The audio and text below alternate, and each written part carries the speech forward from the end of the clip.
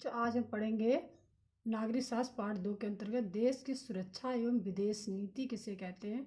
इसके बारे में हम लोग फर्स्ट भाग में हम लोगों ने पढ़ा था थल सेना, नौसेना और वायुसेना के बारे में पढ़ा था।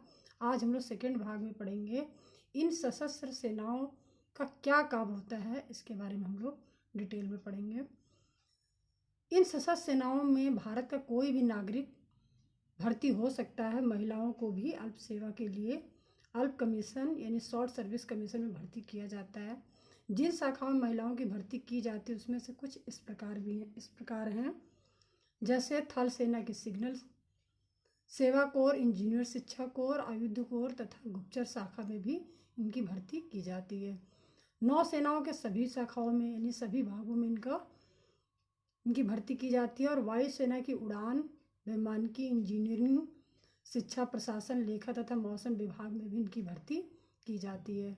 सेना में भर्ती होने के लिए सबसे पहले एक चयन परीक्षा ली जाती है, टेस्ट ली जाती है, जिसमें उत्तीर्ण यानी पास होने पर उनको प्रशिक्षित यानी ट्रेनिंग दिया जाता है। सैन्य प्रशिक्षण यानी सैनिक प्रशिक्षण के लिए देश में अनेक प्रशिक्षण संस्थान यानी ट्रेनिंग सेंटर बनाए गए हैं। इनमें से नेशनल डिफेंस अकादमी, इंडियन मिलिट्री अकादमी, ऑफिसर्स ट्रेनिंग अकादमी और नेशनल डिफेंस कॉलेज मुख्य हैं।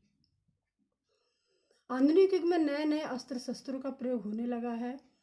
दूरगामी मिसाइलों तथा परमाणु बम के आविष्कारों से आक्रमण का खतरा और भी बढ़ गया है। भारत ने भी परमाणु बम बनाने की क्षमता हासिल कर ली है तथा अनेक प्रकार की मिसाइलें भी तैयार की हैं। इन उद्देश्यों का आक्रमण के समय अपने देश की रक्षा करना है, इसलिए इनको बनाई गई हैं। सुरक्षा संबंधी वैज्ञानिक उपकरण के निर्माण तथा प्रशिक्षण में डॉक्टर APJ अब्दुल कलाम का नाम विशेष है। इनका योगदान उल्लेखनीय है। जिस प्रकार हम अपने गांव और घर के सुरक्षित रखते हैं, उसी प्रकार हमें देश को सुरक्षित रखने के लिए भी विभिन्न सेनाओं की आवश्यकता पड़ती है, जिनमें से विभिन्न है जिनके बारे में हम लोग डिटेल में आगे पढ़ेंगे। कौन कौन से सैनिक हैं जो हमारे देश की रक्षा करते हैं, कौन कौन से विभाग हैं हमारे। इसी में से सेनाओं के उपयुक्त 3 अंगों के अतिरिक्त कुछ अन्य संगठन भी हैं जो हमारे देश की सुरक्षा के लिए कार्य करते हैं। देश की अंतर्राष्ट्रीय सीमाओं का स्थायी रूप से चौकसी का कार्य सीमा सुरक्षा बल यानी बॉर्डर सिक्योरिटी फोर्स नामक संस्था करती है। समुद्र तट की सीमाओं की भी सुरक्षा हमारे तटरक्षक करते हैं।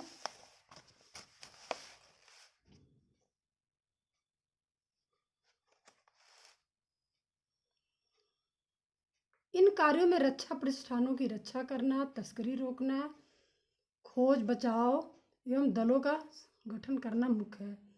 तीसरा महत्वपूर्ण संगठन है प्रादेशिक सेना, टेरिटोरियल आर्मी है। यह नागरिकों का एक संगठन है जिसमें देश की सुरक्षा कार्य में भाग लेने के इच्छुक नागरिक अपने खाली समय में सैन्य प्रशिक्षण ले सकते हैं। सैनिक प्रशिक्षण ले सकते हैं।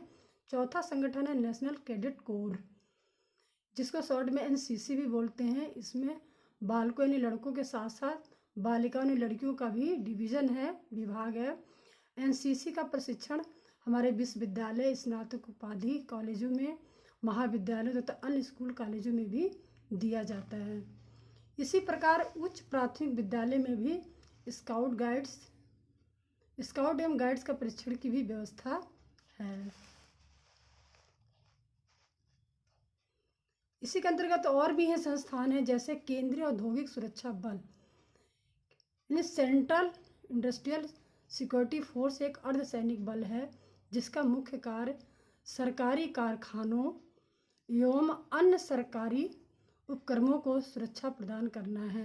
यानी सरकार के अधीन जितने भी कारखाने, उपक्रम हैं, संस्थाएं हैं, उनकी सुरक्षा प्रदान करना इनका मेन काम है। इसके अतिरिक्त देश की आंतरिक सुरक्षा, विशिष्ट लोगों की सुरक्षा, परमाणु संस्थान और ऐतिहासिक धरोहर जैसे हमारे ऐतिहासिक इमारतें जैसे ताजमहल और भी जैसे म्यूजियम है, इनकी सुरक्षा करना इनका दायित्व है, इनका काम है। इसी के अंदर और भी हैं हमारे केंद्रीय रिजर्व पुलिस बल यानी CRPF, central reserve police force, Bharat के केंद्रीय सशस्त्र पुलिस बलों में सबसे बड़ा है। यह भारत सरकार के गृह मंत्रालय के तहत काम करता है। सीआरपीएफ की प्राथमिक भूमिका पुलिस कार्रवाई में राज्य और केंद्र शासित प्रदेशों की सहायता करना, कानून व्यवस्था और आतंकवाद विरोध में निहित है। यानी आतंकवादी गतिविधियों में भी इनका योगदान, इनको हटाने में इनका योगदान है। अगर कहीं आतंकवादी हमारे देश में आते हैं तो इनके संघर्ष करना, मुकाबला करना भी इनका एक मेन काम है। इसी के अंतर्गत है रैपिड एक्शन फोर्स, यानी केंद्रीय रिजर्व पुलिस बल की एक शाखा है जो दंगों और भीड़ को नियंत्रण करती है। इसी की एक शाखा रैपिड एक्शन फोर्स भी है जो जहाँ कहीं भी दंगा होता है, भीड़ को ये लोग नियंत्रण करती है।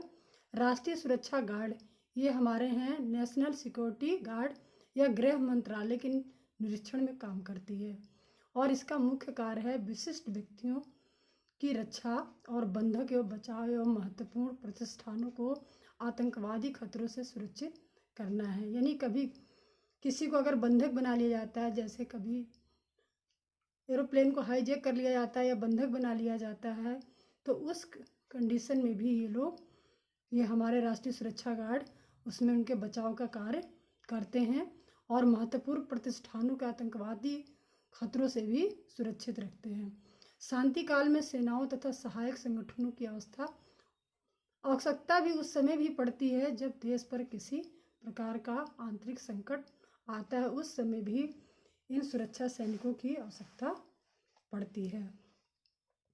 इसी के साथ बच्चों हमारा सेकेंड भाग खत्म होता है। थर्ड भाग में हम लोग पढ़ेंगे नागरिकों के हमारे कर्तव्य क्या हैं, इसके बारे में हम लोग थर्ड भाग में पढ़ेंगे। धन्यवाद बच्चों।